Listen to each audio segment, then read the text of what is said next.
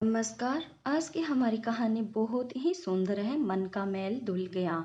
दीदी, तुम यह साड़ी पहनकर अपनी ननद के घर जाना, तुम्हारे ऊपर खूब जंचेगी। प्रिया की छोटी बहन ने एक सुंदर सी साड़ी निकालकर उसे देते हुए कहा।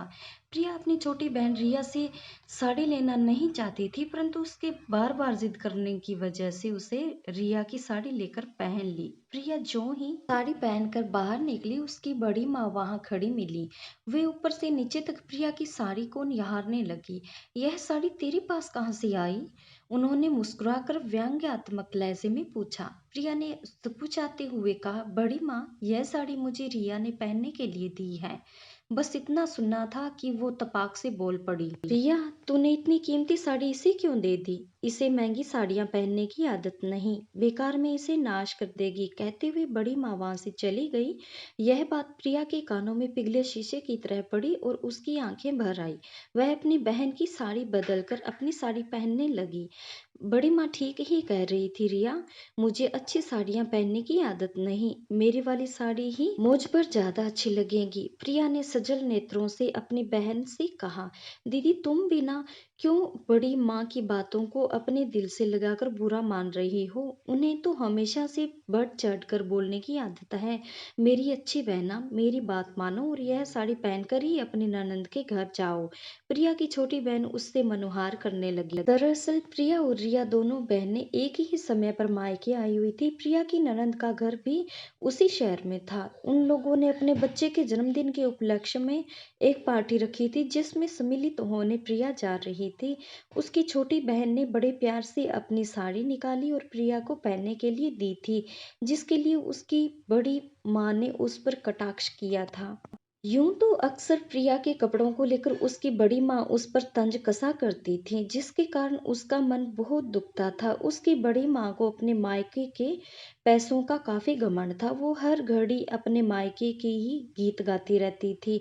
उनका अपना बेटा एक गंभीर बीमारी के कारण चल बसा था। इस कारण कोई उनकी बेतुकी बातों का भी जवाब नहीं देता था। वैसे प्रिया का परिवार बहुत सुखी था। छोटा सा घर और उनके छोटे छोटे सपने। उसके पति अश्विन दिन रात मेहनत करने वाले एक सरकारी अधिकारी और प्रिया घर को अपनी पीठ पर संभालने वाला कछुआ। वे दोनों एक दूसरे के पूरक थे। अश्विन दफ्तर से वापस आते तो दोनों एक साथ बैठकर मूंगफली खाते। प्रिया दिन भर की बातें बताती और अश्विन बड़े ध्यान से सब कुछ सुनते। परिवार की जिम्मेदारियों के कारण उनकी आर्थिक हालात अच्छी नहीं थी। इस कारण प्रिया या उसके बच्चों के पास साधारण कपड़े ही होते थे।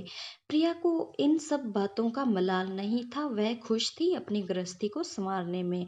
हाँ, मायके आने पर उसकी बड़ी माँ का व्यवहार उसे काफी आहत करता था।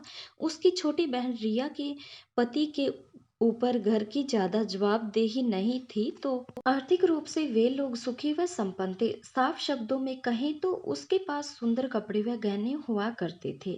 वक्त तीव्र गति से गुजरता रहा। प्रिया के दोनों बच्चे बड़े हो गए थे और उनका चयन उच्च शिक्षा के लिए अच्छे कॉलेज में हो गया था। उसके पति का भी प्रमोशन हो गया था। उसकी आर्थिक हालात भी पहले से बेहतर हो गई थी। आज कई वर्षों बाद प्रिया की बड़ी माँ अपनी बीमारी के इलाज के लिए उसके घर आने वाली थी। डॉक्टरों ने अचानक से अपनी रिपोर्ट में उन्हें कैंसर होने की पुष्टि की थी। उन्हें आनन फानन में प्रिया के घर मुंबई लाने की तैयारी चल रही थी। बड़ी माँ की बीमारी सुनकर प्रिया काफी दुखी हो गई थी, परंतु उसके मुंह फट स्वभाव के कारण प्रिया थोड़ी घबराई हुई थी। उसे डर था कि अब तो उसके अपने बच्चे भी बड़े हो गए हैं, कहीं उनके सामने बड़ी माँ कुछ उल्टा सीधा ना बोल दे। खैर, अब प्रिया की बड़ी माँ उसके घर आ गई थी। प्रिया और उसके पति जी जान से उनकी सेवा में जुटे हुए थे। प्रिया की बेटी श्रेया भी अब डॉक्टर की पढ़ाई कर रही थी। वह भी अपनी बड़ी नानी का विशेष ध्यान रख रही थी।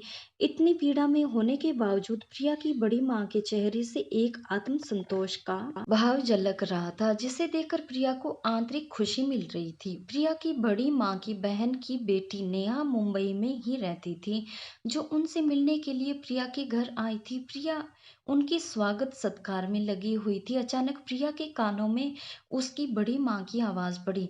कितना सुखी संपन्न परिवार है प्रिया का, देखकर मन गदगद हो गया। इनकी अच्छी परवरिश का ही कमाल है कि दोनों बच्चे करियर में इतना अच्छा कर गए। प्रिया की बेटी को तूने देखा नेहा, डॉक्टरी की पढ़ाई कर रही है और घमंड बिल्कुल भी नहीं। सुंदरता के साथ साथ इतना तेज दिमाग, कितने नसीबों वाली है प्रिया। बड़ी माँ प्रिया के परिवार की तारीफ करते करते थक भी नहीं रही थी। यह सब बड़ी माँ के मुंह से सुन प्रिया के मन का सारा मैल धुल गया।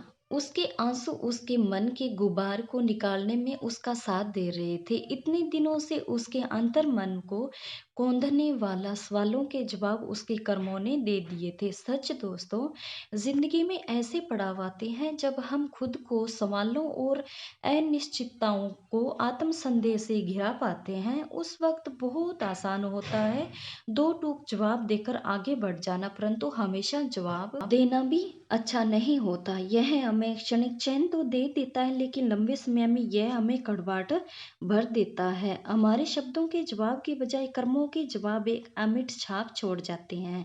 ये कहानी लिखी गई है आरती श्रीवास्तव जी द्वारा। तो चलिए दोस्तों, कैसी लगी आपको ये मेरी कहानी? अगर आपको मेरी कहानियाँ पसंद आए तो प्लीज़ लाइक शेयर और सब्सक्राइब जरूर कीजिएगा। Thanks for watching.